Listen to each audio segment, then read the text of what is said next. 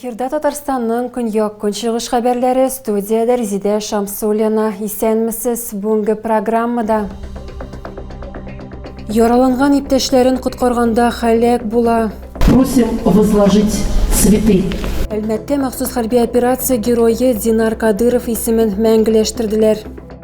Үз эшеңне ничек башларга, акча кайдан алырга һәм аны беренче чиратта кая сарыф итәргә. Многонациональная кухня. То есть, если вы какой-то национальности, конечно, вы можете приучать вашего ребенка, как и дома, к той же пище. Яшь активистлар бизнес нигезләрен үзләштерә. Бруцеллезга киртә куярга. Выявлен быть больной бруцеллезом. Лениногорск районында инфекцияга каршы чаралар күрелә. Яраланган иптәшләрен ут астыннан алып чыкканда һәлак була. Әлмәттә татар гимназиясе диварында аны тәмамлаган Динар Кадыров хөрмәтенә мемориаль такта пәйда булды. Хәрби хезмәткәрне 2022 елның көзендә мобилизациялиләр. Шул ук елның декабрь ахырында ул яу кырында вафат була. Бу Динарның алгы сызыкка киткәнче төшерелгән соңгы фотосурәте. Хәзер ул гимназиядә мемориалда урнаштырылган. Динарның әнисе аны беренче сыйныфка ничек алып килүен искә төшерде. Недавно Динар Әйтерсең дә күптән түгел генә Динар монда басып торган иде. Нәкъ менә шушы урында без беренче сыйныфка килдек. Ә мәктәпне тәмамлаганда менә шушы якта басып торды. Барлык тантаналы линейкаларда биредә узды. Булачак хатыны белән дә Динар Кадыров гимназиядә таныша. Алар бер сыйныфта укыганнар һәм соңнан үз язмышларын бергә бәйләгәннәр. Эта школа нас познакомила. Бу мәктәп безне таныштырды. Башта без сыйныфташлар, дуслар гына идек. Туган көннәргә походларга йөрдек. Ансамбльдә парлап биедек. Динар 22 елның күзендә мобилизация буенча махсус операцияга китә. 2 айдан соң лейтенант Кадыровның подразделениясе артиллерия һөҗүменә эләгә. Миномет уты астында ул отрядның бер өлешен яу кырыннан чыгара. Офицер яраланган иптәшләрен коткару өчен кире әйләнеп кайта, ләкин снаряд кыйпылчыклары аның гомерен өзә. Динар запомнился как очень смелым и отважным человеком. Динар миңа бик кыю һәм батыр кеше буларак истә калды. Һәр вакыт ярдәмгә килергә әзер кеше. Ул һәр вакыт елмаеп исәнләште.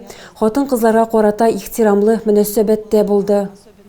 Баулылар Айнур Азизов һәм Валерий Рыковны ярдәмчел һәм батыр ир-егетләр итеп искә алачаклар. Алар махсус хәрби операция барышында хәрби бурычларын үтәгәндә һәлак булалар. Геройлар истәлеген алар тәмамлаган 5-нче мәктәптә мәңгеләштерделәр. Мемориаль такта ачу хокукы аларның әти-әниләренә Илсөяр Азизова, Сергей һәм Людмила Рыковларга бирелә.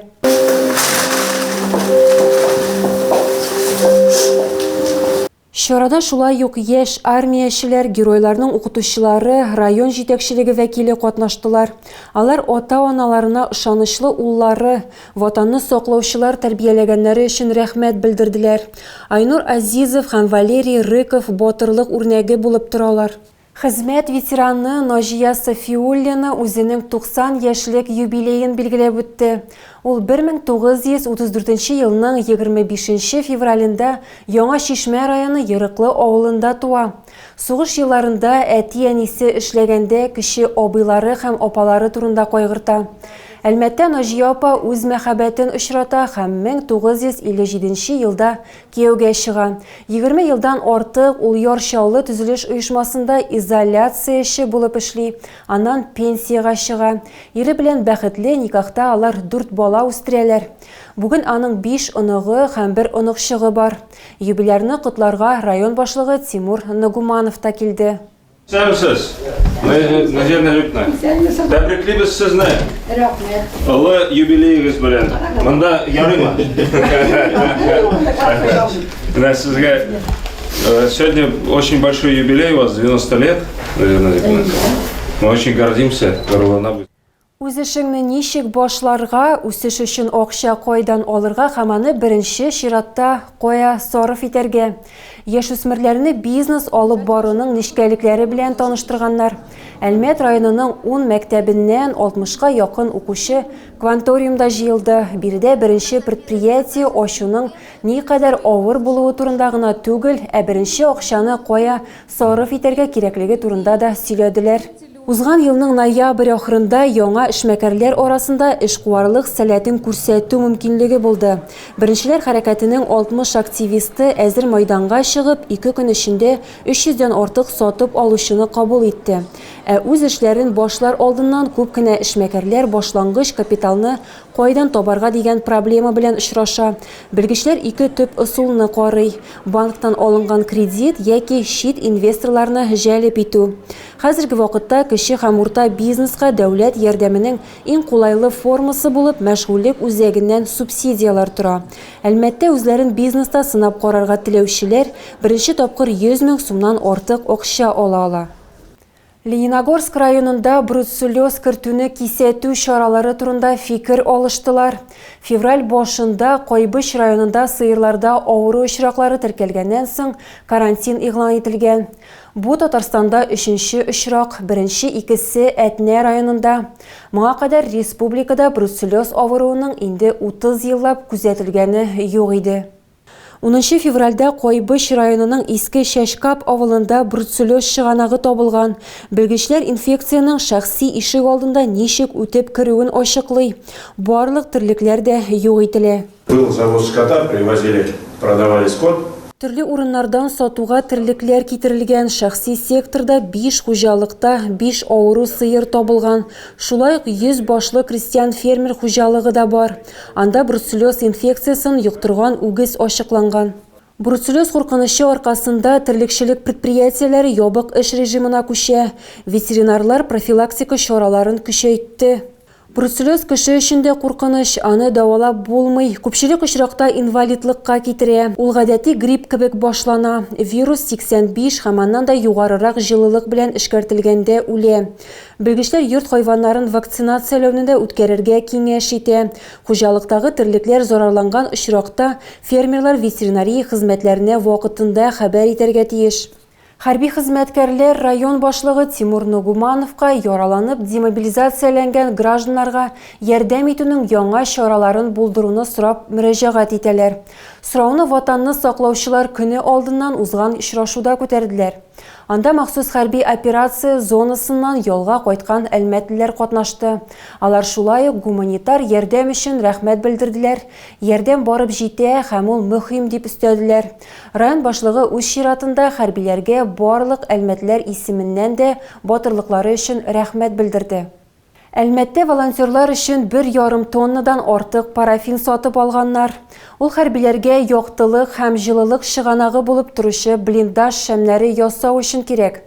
Без волонтерлык штаблары турында мәгълүмат тупладык, аларның ихтыяҗларын ачыклап, парафин сатып алуны оештырдык. Материалны Иске Михайловкада яшәүче волонтер мөрәҗәгате буенча сатып алганнар. Кирәкле әйберләрне гадәттә иганә һәм шәхси акчаларына сатып алалар, ләкин алар җитми. В последнее время закупали мы с интернет-магазинов парафин. Соңгы вакытта без интернет кибетләрдән парафин һәм банкалар сатып алдык, ләкин алар бик кыйммәтләнделәр. Парафинны 9 волонтерлар штабына тапшырдылар. Ул 4000 шәм ясау өчен җитәргә тиеш. Сатып алу район башлыгы кушуы буенча оештырылган. Йөк машинасын кем яхшырак йөртә? Киләсе сюжетыбызның геройлары ачыклады. Юл хәрәкәте иминлеге учреждениесе, автоинспекторлар һәм ДАСАФ автомәктәбе белән берлектә хәрби шофер конкурсын үткәрде.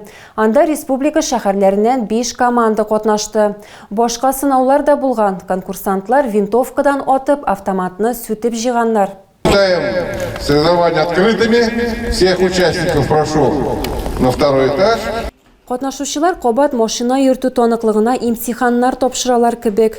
Ярышлар юл хәрәкәте кагыйдәләрен тикшерүдән башланды. Сейчас стоит экзаменационный вариант билетов. Естественно, то есть вы будете как в ГАИ точно так же все сдавать. Тестны беренчеләрдән булып Андрей Болдырев үти. Егет командасы белән Зәй шәһәреннән килгән. Руль артына күптән түгел генә утырган, әмма җәяүлеләрнең башкалардан ешрак нинди кагыйдәне бузуларын күреп өлгергән. Приходит в неположенном месте.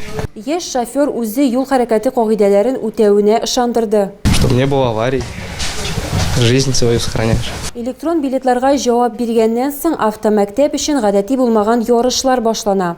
Катнашучылар автоматны вакытка сүтеп җыялар. Киләсе тукталыш тир.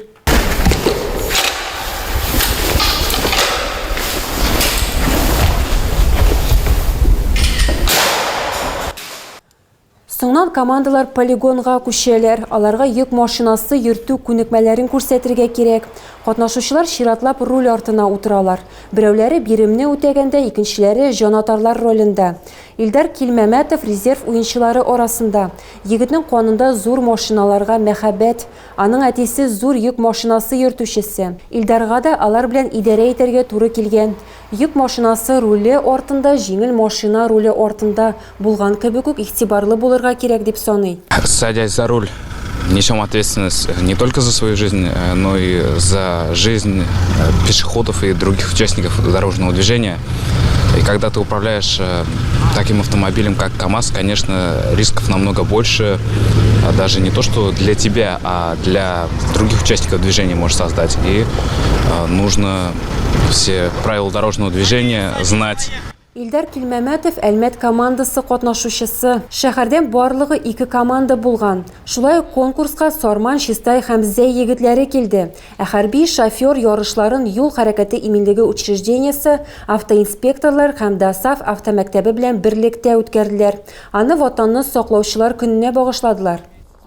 Әлмәттә ветераннар һәм пенсионерлар арасында Балкыш үзешчән башкаручылар фестиваленең 2нче этабы узды. Бу елы муниципаль халык иҗаты конкурсы призерлары билгеләнде. Барлыгы 12 номинация. Мәсәлән, агачтан уеп ясау, яссы тегү, рәсем сәнгате һәм башкалар. Үз эшләрен шәһәрнең һәм авыл җирлекләренең беренчел ветераннар оешмаларыннан 150 оста тәкъдим итте. Барлык чыгыш ясаучыларга дипломнар һәм бүләкләр тапшырылды. Ә яшьләр үзәге сәхнәсендә алданрак сайлап алу турлары узган ансамбльләр чыгыш ясады.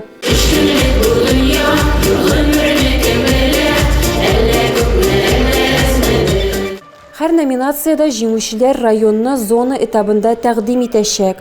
Быел фестиваль Бөек Ватан сугышында җиңүнең 80 еллыгына багышланган.